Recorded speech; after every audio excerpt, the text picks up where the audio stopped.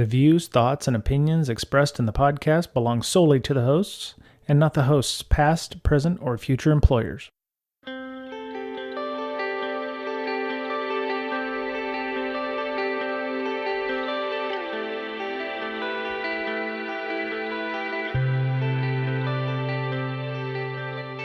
Hello, everybody. Welcome back. It's 2021. And it's Breaking Down Security, and I'm Brian Brake, and with me, as always, for the last 6 years, has Mr. 7 years? You shook your head, Mr. Betcher. Is it 7 years? I was shaking my head because I don't remember. I would not have been able to answer that question. I don't remember when we started. LinkedIn tells me, and then I get all these congratulations on your work anniversaries, and I'm like, what the hell's that for? Oh, right. I don't know any people. Why are you saying congratulations? Yeah, I've got like 3,000 LinkedIn member group, connections. And I'm like, who the hell is this guy? Okay, cool. Thanks, man. And the other dulcet tones you heard there was, of course, Miss Amanda Berlin, who, congratulations, got a well and overdue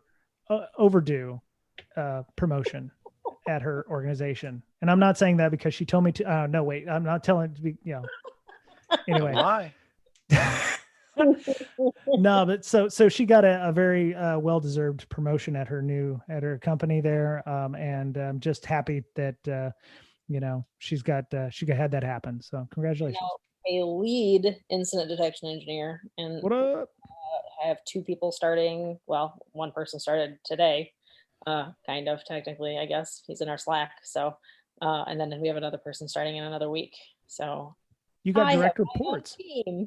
Well, it's not like I'm a lead. I'm not management. So I still get to do everything that I've been doing, but I also get to shape those people and lead projects. I don't know. It's a very loose lead title, but no, that's awesome. No, because usually when you work in a small company and you get a promotion, it's just title and not money. But you got some fat rolls of cash coming in, so that's nice.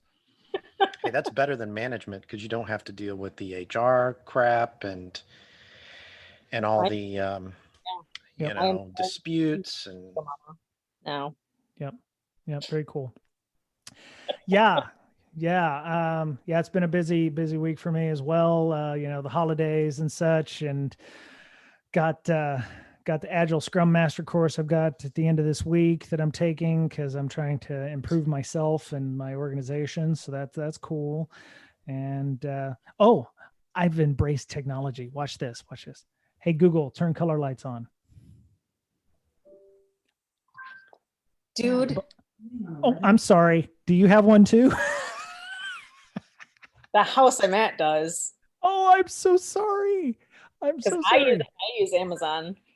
Okay. So when I said turned on 11 lights somewhere, I don't know. When I say, hey, Google, turn color lights red. Did you stop it? Hey, Google, turn color lights red. Oh, there it is. There it is. Mine stayed. Oh, son of a bitch. I actually forgot. So I apologize to all the listeners who may have color lights and also hooked them up to their Googles.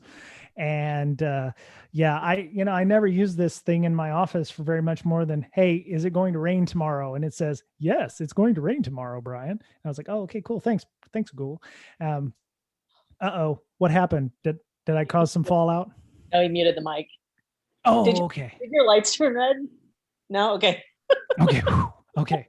My bad. Sorry about that. I use this. I got one because I made the joke that's like, oh, if I get an internet light, I'll get to enjoy having outages and, not understand how they work and stuff. So I just like playing with it and changing it colors, and then I turn it off. I don't do anything else with it. So I changed the ones above my island. So I have like these I don't know what kind of lights they're called. They're like the ones on the string that come down, and they have the metal. Oh yeah. Whatever. I can't remember the name of it. But the problem is it's basically in a metal lampshade. Right. So even though it's right next to the router, I feel like it kind of gets in the way sometimes because there's three of them and it's a group, and I'll say, hey, turn the island lights red, and two of them change and the other one just fucking up. Sorry. Yeah. Forgot that we're recording. Yeah. Huh. Apologize to your housemate for me there, because and apologize. Anyone. Yeah. So if you're a new listener to the show, we have podcasts. We've been doing it for about 6-7 years now. And, we talk about all kinds of different things. We have interviews. We are starting to branch out into potential sponsorships. Like we had a three group, a 3-part interview kind of thing with Illumio last year. So that's cool. We are looking for snake oil type stuff. So if you're a cryptocurrency, we don't want to talk to you. Maybe if you're a security guy working for a crypto company, which I did hear one of those the other day, I wouldn't hate on that. But if you're just going to try and, sell us on your blockchain, you can go pack sand. So, cool. So, let me see. So we do have some news this week. We are working on some interviews coming up for this year. My local meetup, we had Frank McGovern, who came on talking about a blog post of his on what happens once you get like the top tier Microsoft E5 license and some of the stuff. So I'm going to try to get him on to talk more about that. It was a very interesting discussion. But so the first news article we have is about so I'm not up with all the YouTubes and all the fancy people with a lot of followers. What's that? So many of them. There are a lot of YouTube stars. Yeah, and they all have more followers than we do on YouTube. My daughter, of course, is all hip and up to date with all of that, and I go, wow, we just got 600 followers on YouTube, and she's like, ha ha ha, Dad, you're nothing. And I was like, oh, great. So this person, his name is Dream, and he was doxxed. Now, for those of you who don't understand what a doxing is, it's when your personal information is strewn up on some kind of social media platform, highlighting where you live, what you do, your name, your picture, etc. Dream was well known for doing speed runs in Minecraft and caused controversy because a lot of people believe he cheated. I don't know the backstory in this. I was going to ask you if you knew what speedruns in Minecraft were, because when I think of speedrun, it's like when I saw like the really good people that were like awesome at Mario going like through the levels really fast. But I don't think Minecraft doesn't really have levels, so I wasn't sure what a speedrun was. Yes. Yes. According to my daughter, who does watch those, there are contests for speed runs, not only with Mario Brothers, with pretty much any game you can have speed runs on, including like Super Mario World and those. But Minecraft does have a story mode, I believe, of some kind. And this person Dream had ways of making it through, and he had made it through, and he's like the top, the fastest person doing the speed run in this type of Minecraft. And he'd gotten pretty popular, and his moniker, he's like the DJ with the rat head, like he doesn't show his face on his videos. And he had said that he was going to show his face, which everybody was like, oh my God, I can't believe it. And his fans, they call themselves stans. And he did not do this. And there were some folks that felt like he should have done that. And he had posted some pictures in his Twitter account, his second Twitter account that he had, of the inside of his house, or his kitchen, more accurately. And using Osint techniques, which we've talked about several times. We've had people like Joe Gray on the show, talking about, and I've actually taken Joe Gray's missing persons course, where you learn how to potentially find people who are missing, and using the Osint techniques there to help generate leads potentially for law enforcement. And they found him by comparing pictures that he took on his Twitter to Zillow pictures, which have massive internal pictures of his house. And I found that interesting that was an Osint method. And I didn't know if anybody had heard or had any, knowledge of that. I didn't know. It seemed fairly novel to me, but in hindsight, they were able to dox him fairly heavily and, find out where he lived, his his high school picture. So that, I mean, his picture is out, but he took pains to remove that stuff. So I just found it interesting that, usually it's like, oh, metadata and a picture found you by location, but it wasn't that. It was doing reverse image searches on Zillow and Redfin and those sites to find that kind of information. And I'm sure he had leaked like little information here and a little bit there, just so like, oh, They can narrow it down. Yeah, he mentioned something about this one store, and this one store is only in 6 different states. Mm-hmm. And he meant, it kind of narrows down. Yeah, the way I understood it, he might have said something about Florida, and then he might have, that helped narrow it down, or he had, like you said, it was a store that helped, further narrow it down in Florida. He took those pictures down, I believe, once he had been doxxed, but the damage was done at that point. Crazy fans. Yeah. Right.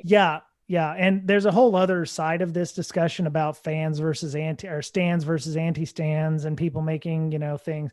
But it all goes to OPSEC, right? I mean, it's kind of interesting there. So, I mean, I'm fairly easy to find. I don't have good OPSEC. What's that, Ms. Berlin? Same. Like I have 0 OPSEC. Yeah. Right. I mean, we still all kind of have public personas almost. Right. I mean, I think everybody does to a point. Yep.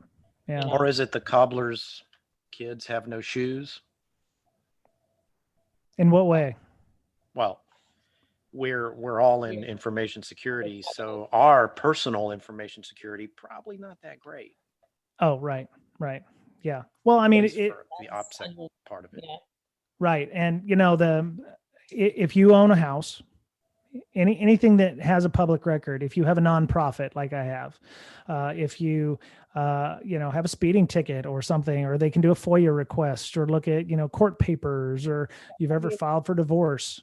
In Ohio, as long as you're either registered to vote or a homeowner, your address is on the internet. Like it's in a super easily searchable database. So you can just come visit you, I guess, if they want, but that's at their own, Yeah. Yeah. There's a number of ways to find. Just saying, don't come to my house unannounced. Call first. Yeah. That's what I tell my family. Call first. That way we can not answer the door when they get here. Right. Yeah. But yeah, it was just interesting to see all the Osint there, and, he may have taken those things down, but he has family that he was worried about. He's got, smaller siblings and such that he was worried about. And yeah, it's just amazing how quickly and easily it was to find that person. So, not to draw parallels, and it's the 10th of January here, 2021. I don't know if anybody has noticed, but it was a really weird week for the United States. And OPSEC was not the order of the day for some of the folks that attacked the Capitol. And they seemed very proud of showing their lack of OPSEC, even bragging their names and such. It's interesting. Go ahead.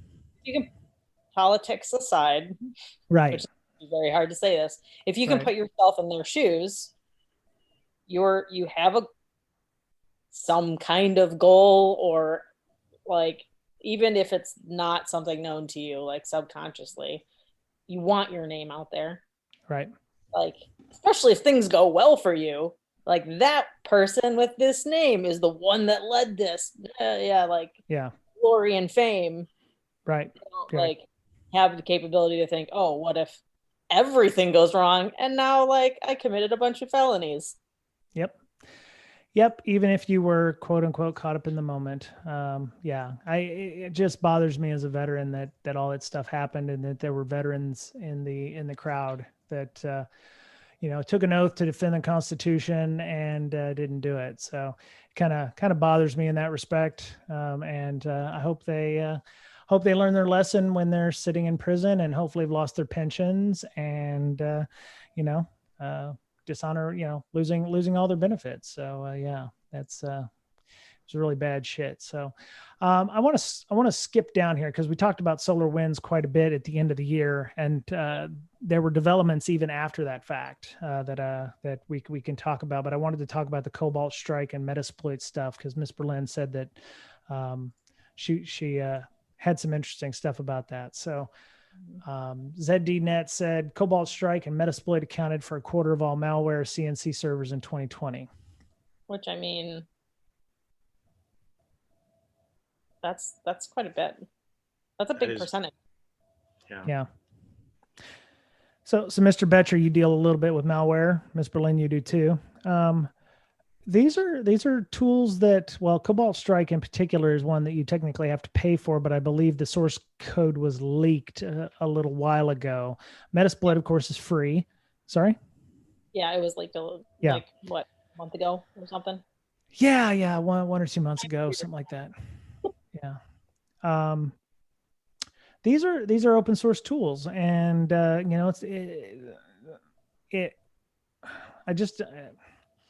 quarter of all CNC servers were that. So 10,000 malware command and control servers across more than 80 malware families, and the Recorded Future is the ones that are tracking that. What does that say about the industry as a whole if things that are either leaked source code or completely free are still very useful in that respect? Should there not be YAML rules or, snort rules, or, your MSP should be looking for anything running on port 4444 or, looking for those kinds of things? Am I wrong in that thinking? Sure, but I mean, No. really, not everybody has snort or any IDS or endpoint stuff or a firewall. Well, most people have some sort of an antivirus. A lot of companies have this fancy whiz-bang EDR. One would have to assume that being open source and out there, that Cobalt Strike and Metasploit would be somewhat detectable by these tools. Right. Yeah. Go ahead, Ms. Berlin. You think? I don't know. Yeah. And also, I kind of want to know, like, is this the first year they did this? They counted? Like, is that more than last year? Is that less than last year? Right. Like, there's no real trend in graphs. It's just like there is now 25%, or like last year there was 25%. Like maybe, in 2019 it was 50%, and it's better now. Yeah. According to Recorded Future, they said two of the pen testing tools have become top, 13.5% for Cobalt Strike, 10.5% for Metasploit. And they said that across the years, the InfoSec industry has noticed a rising trend in the use of open source security tools as part of malware ops, especially the increased usage of offensive security tools. So I would imagine that they're either seeing the trend or they are just starting to notice it in that respect. Because we've seen Cobalt Strike. I don't know that we've seen any Metasploit stuff that wasn't tied back to a pen test. I'm right. Sure. But also, like, we have a lot of logs that we look at, so maybe. Yeah, that's a good point. I haven't seen any Metasploit stuff, but I have seen Cobalt Strike. Mm-hmm. Yeah, and I guess the story that I'm seeing here, I mean, there are ways to customize that, right? You can use specific payloads, or you can use randomizers that would make those Metasploit payloads, not detectable. I don't know if the EDR world has gotten any better, but they said Cobalt Strike was used by Mustang, Panda, Ocean Lotus, Fin7, which is one we've definitely heard of, Fin7, APT41. Metasploit was used by a group called Joint Worm and Turla, which I've heard of Turla so much. Puppy Rat, PowerShell Empire is being used by Sandworm and Gadolinium. And let me see, what is that? Interpreter, Muddy Waters, and TA505, Armitage, Wizard Spider, and Responder, APT28, APT40. These are all, open source tools that people created to help. It just bugs because, it's a good write-up and it's a good story because they talked about where the C2 was located, top top place being host provider being Amazon, then DigitalOcean, Chupa, ZenLayer, and then Alibaba. So, there's, they have a lot of places in US based cloud providers that are, harboring these C2 servers. So, yeah. Let me see. Was there anything else to this story? I don't think so. On average, command and control servers had a lifespan roughly of 54.8 days. Monitoring only suspicious hosting providers leave blind spots. 33% of CNC servers were hosted in the US. So it's only 33% of the known servers in the US, many on reputable providers. And most prolific C2 families, Cobalt Strike had 1,440. Metasploit 1,122, and PuppyRAT had 450-ish. So, I guess this just goes to show you it doesn't have to be fancy; it just has to work, and that things like Metasploit are going to continue to haunt us for years, being used by bad guys, for years to come. But yeah, it just bothers me that there's no way to actually effectively. The good guys should be finding ways to help us detect those things, or, maybe the creators of it. But maybe I have the wrong idea on what that tool does. So, any other thoughts you want to talk about with her? You said, Miss Berlin, you said you had a customer that had seen something similar to this using PowerShell Empire. Yeah, it was a PowerShell dropper from Cobalt. Okay. Like it dialed back to a Cobalt server. Right. Okay. How did that get detected? Was it by a rule that had already been created, or was it just odd behavior? No, execution bypass stuff, and trying to encode the command, and there was a bunch of switches and stuff on there. Like it was just downloading a Bitly link. Oh, okay. All right. Let me see. I think we can go back up to the SolarWinds stuff. So more story information keeps coming out about the SolarWinds hack. First we found out that, FireEye was affected and they got hit by it. And then the government agencies all over the place got hit by it. Mr. Betcher, you work for a fairly large organization. Where do you run SolarWinds in your environment, or do you want to tell me that in terms of OPSEC? Well, my company works with a lot of companies. So as an overall partnership, yes, we were affected by some of that and cleaned it up pretty quickly. I mean, nice. Within a couple days, it was cleaned up. So yeah, we worked with other companies to clean up theirs. And I think we did a pretty good job. So yes, it definitely affected us. Cool. Okay. I actually heard a Risky Business. I was listening to Risky Business out on one of my walks. I'll put a link in the show notes to the recent story. They did a post write up on that where they said, 400 and some of the 500 top, Fortune 500 companies use SolarWinds, but depending on who you were, if you were infected by SolarWinds and the malware lit off, it would actually go to DNS records. And if you were not one of their targets, there was actually a kill switch that the bad guys had put into place to shut that off. So if you were not one of their targets, being either, I don't know, the US government or specific groups like FireEye or CrowdStrike or what have you, it just killed the malware. It would shut itself off and you weren't infected, and it would deactivate itself. Now they said deactivate, that doesn't necessarily mean disabled completely. It's not going to be able to reactivate itself in the future. My thing was, if it can be deactivated, it can probably be reactivated again, unless, somebody can tell me otherwise, which I was kind of scary. So who was that? Joe Slonick from OpenDNS. It's episode 609. It's not Petya on Risky Business. That was an excellent discussion from Joe Slonick at OpenDNS about that. So, if you I'd like to actually find out if you're a company that had SolarWinds, did you get hit? Or did you actually see it make the DNS check and come back and say, shut itself down, or what did that look like? Cause I don't know of any organizations that had that issues happen. So, so the story is that password guessing was used as a weapon by SolarWinds. Again, we have techniques. What's that? Not surprised. Like, I feel like it's just used in most places anyways. Like, that's going to be your initial access point for the most part. Yeah, but it's password guessing. I mean, come on, man. I mean, when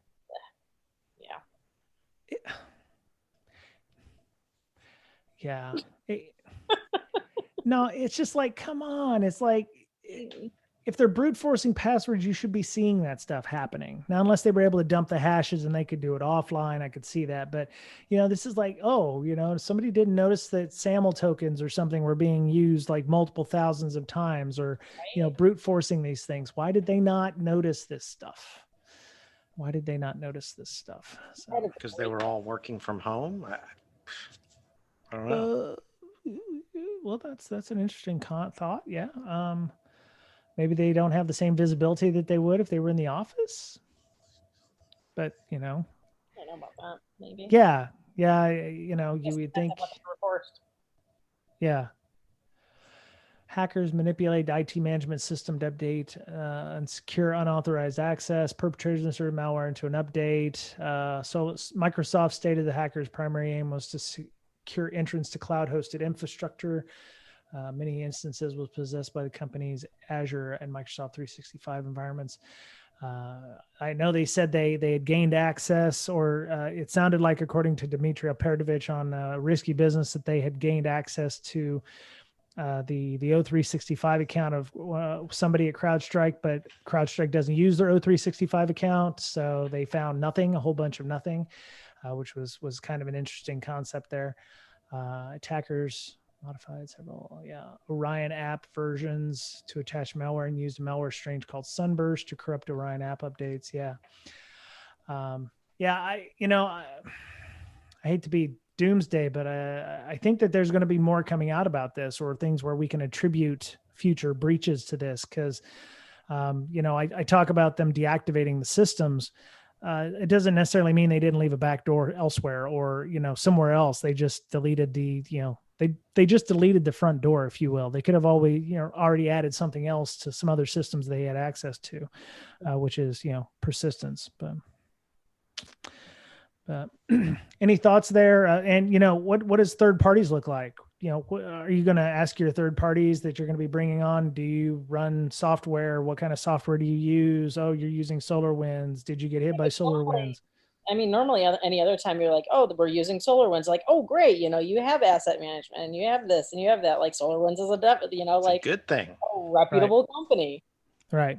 Like, that could happen with anybody else too. They're like, oh, we run this other software. I'm like, great. You have no idea what their internal security is going to be. Yeah, that's true. And that goes back to the Cobalt Strike thing. A lot of EDR does detect some or most of the Cobalt Strike things, but you have to have somebody watching it, because they might detect it like, hey, there may be Cobalt Strike here, but we can't stop it. We're just alerting you. Yeah. Right. So then somebody has to know to go investigate that. Otherwise, if you don't have a team that's knowledgeable enough, they might just say, oh, detected Cobalt Strike. Great. And then, go on about your business. Like nothing happened. Must be another type of malware. I'm sure our endpoint detection deleted it. Or it got buried in their other $1 million.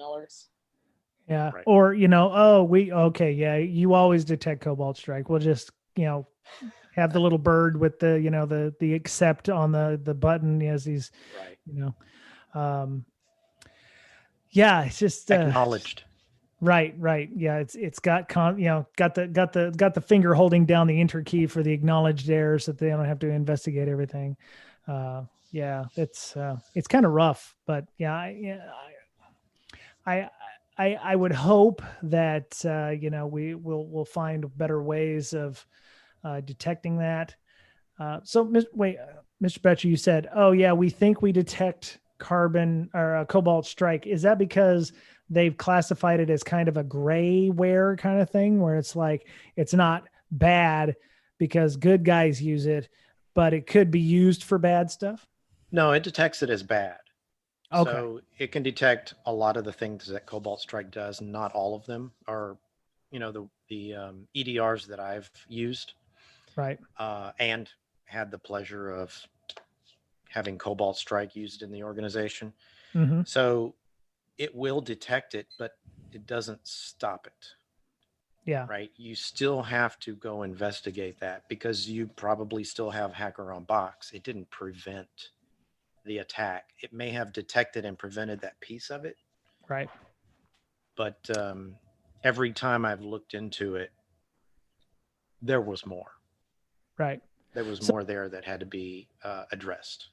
Okay. So there's a window there where you get the alert. Hey, it's Cobalt Strike. We found this.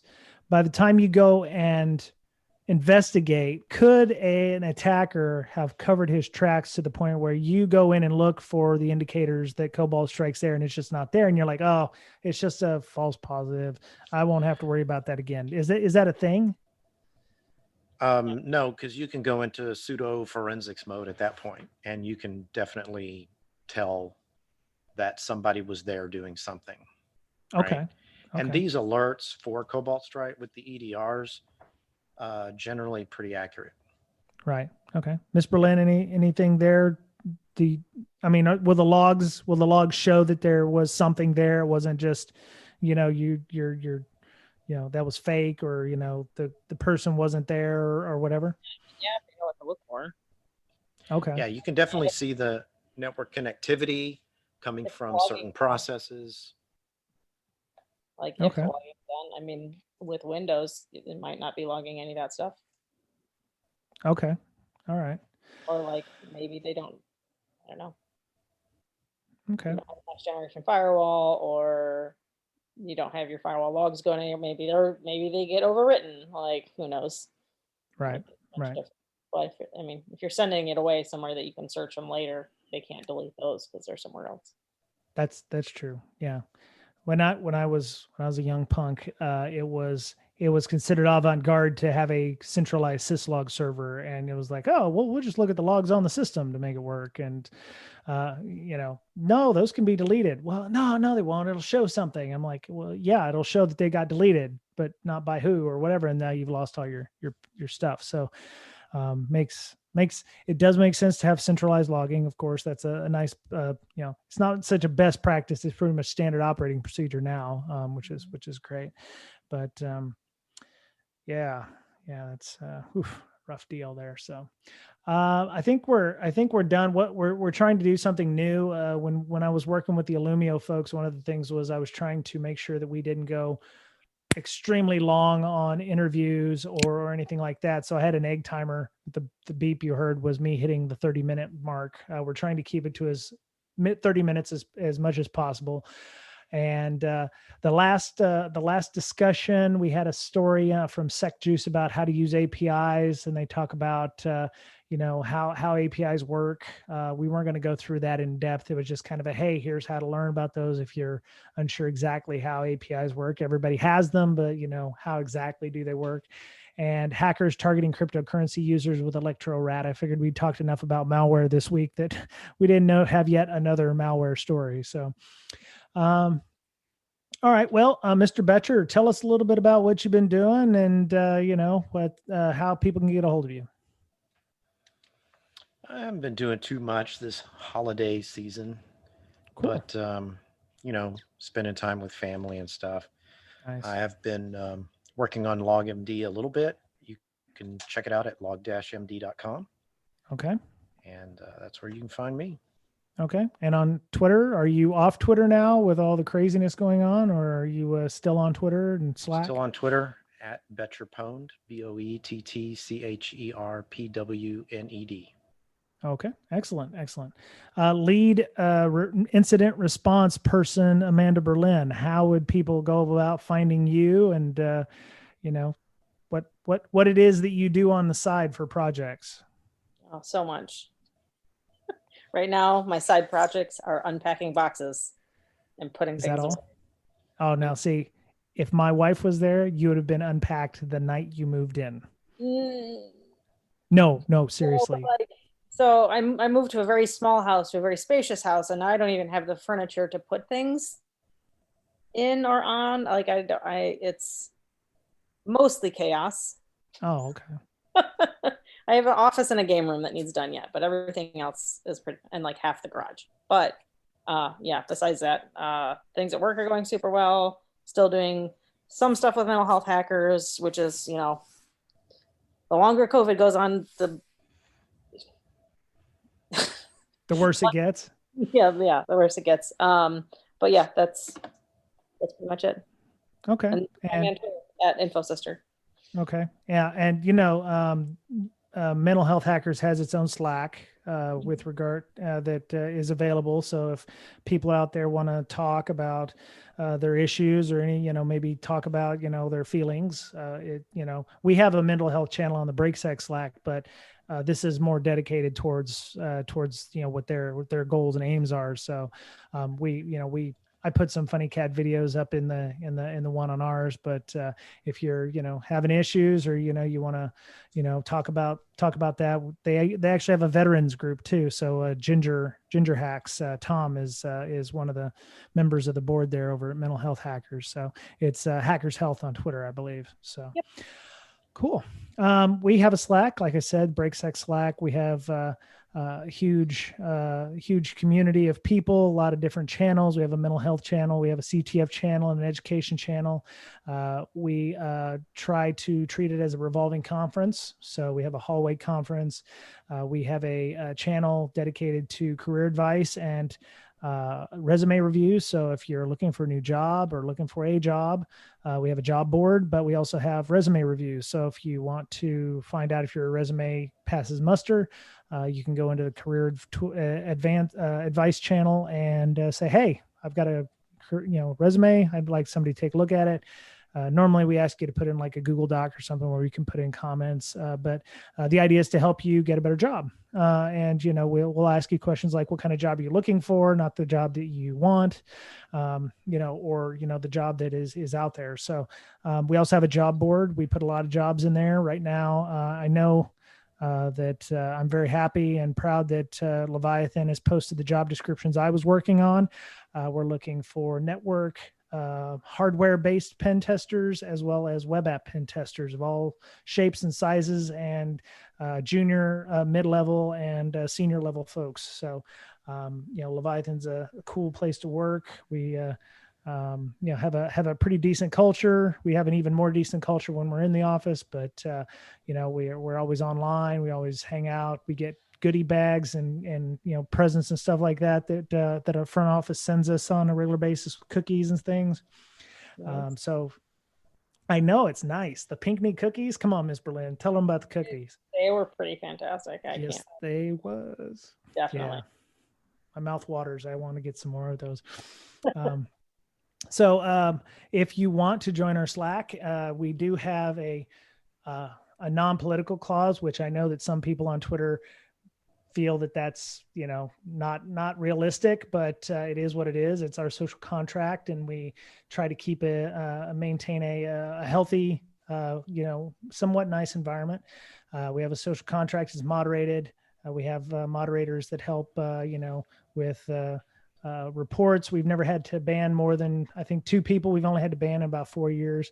If you want to get on that, we do an invite. So you can send us an email to bds.podcast@gmail.com, or you can hit us on Twitter at Brakesec, BRAKESEC.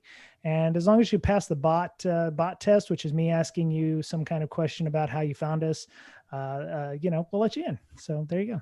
And we're not difficult. So we're not a CAPTCHA or anything like that. That's really hard to pass or whatever. So let me see. Thank you to our patrons. They help us out with monetary help, hosting, and the time just spent building community, domain registration, the Zooms that we use for our meetings, our book clubs, which book club is coming up soon at the end of the month. I think we're going to be doing some kind of book, which you can check out on our book club channel. that Dave Sybuck and JB run on a regular basis, along with Paige, one of our moderators.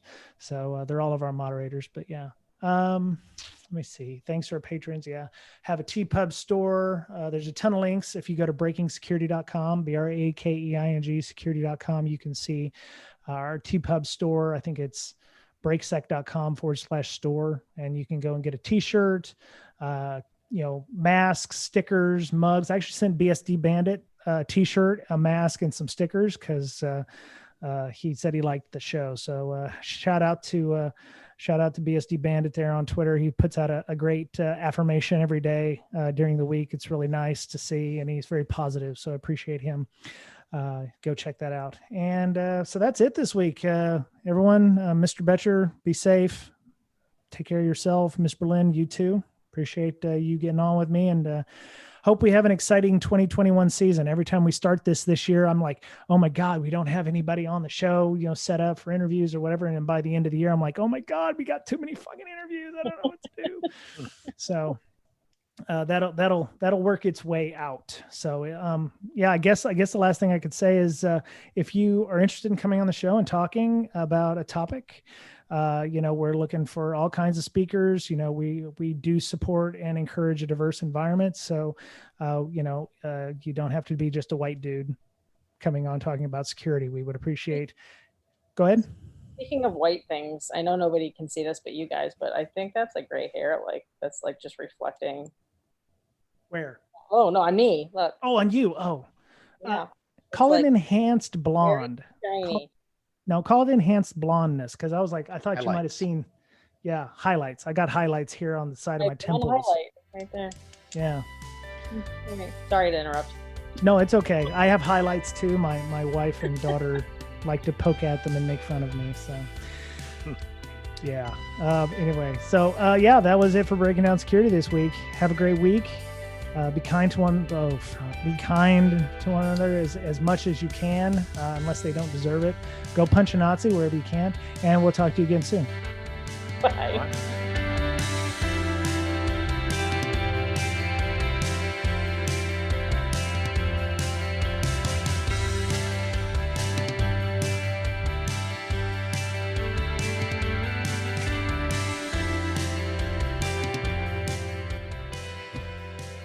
Oops. Go punch a Nazi. I actually got, there were a couple episodes where we had at the end of the year where somebody was like, hey, there's like 20 minutes of silence and then there's more audio. And I was like, those are our Easter eggs. And he's like, oh, well, it really is weird because it adds a lot of extra time to the podcast. And I was like, well, that's, we have special stuff here at the back. So, feel free to punch a Nazi if you like, because they're deserving of it. And are you still poking at that hair? I'm going to pull it out if I can. No, don't pull it out. Why? No, because it's okay, now I can't see it. It's fine. It shows experience, because look at all this here. Look at all that. Look at it. You want to know something cool though? Okay. Should I stop recording? No, it's all right. Okay. We did our Blue Mirror end of the year thing. Yeah. Right? We had our end of the year meeting and looked at all the data and everything that we've done over our first year. Yeah. Right. So our first year, 553 terabytes of data. Holy shit. Really? Yeah. And most of that was in Q4. Oh my God. We're expecting around 10 to 12 petabytes next year. Oh my God. So when I worked at HP, we had these huge tape robot things that looked like silos that were about 10 foot tall, and they were packed with these huge DAT tapes, and there was a robot arm. Yes. Yeah. Kind of like Rogue One, where they had the thing where, and they would try to take tapes out. Those hold 2 petabytes. At the time they held 2 petabytes. Yeah. That's amazing. Yeah. So I was trying to put it into perspective, because we have a lot of people that aren't in our sales team and marketing and all of that. I was trying to put it in perspective. Right. And my boss already did. He's it's over, 183,000 hours of HD Netflix streaming, or over 137.5 million MP3s, which if you look at how many how many songs are on Spotify. Right. There's only 50 million. So we have like, oh my God, 3.5 times the data that Spotify does. Isn't that the way? It's like measurements is like, they measure it in Library of Congresses. You're measuring it in number of Spotifys. It's like 3 Spotifys worth of, Right. Oh man. But one of the guys we hired that's starting actually is one of the organizers for B-Sides Connecticut. Oh, very cool. Okay. That's Connecticut. Nice. Yeah, I find that companies are starting to get a little more lenient about people having side projects because as something that I've always said when hiring, having side projects shows you're passionate about what it is you do, and especially if it's a security kind of thing, and if there's companies out there that don't want you to do those things, you probably should find a different company because you don't want to work for that kind of company. It's not a healthy cultural environment. So, but anyway, all right. Well, I'm going to let y'all go. Thank you all for joining me again in the 2021 season here. Stay safe. The soonest you can go and get your COVID vaccinations, go do that. We're gonna try to get ours as soon as we can. Hopefully that'll be around March or April. But I think I'm holding out for the Johnson & Johnson one. Oh yeah, they have the actual the whole virus instead of the, what do you call it? The little nodules. They call it mRNA. It's not the actual virus itself. It's pretty much the directions on the map of how to get to the virus. The way I have to explain to my mother, who said, I'm not going to get that virus unless somebody makes me do it. I was like, Mama, it's not the virus. It's just the map that shows you how to get to the virus. I want the actual virus though. Well, how I've been explaining it, it's genetic mutation. You'll never be the same, and neither will any of your children. Yeah, you'll get extra arms and eyeballs and shit. So yeah, don't tell my mother that, and yeah. It's craziness. So, all right. Well, y'all stay safe, please. And we'll see y'all next week. All right. Later. All right. Bye.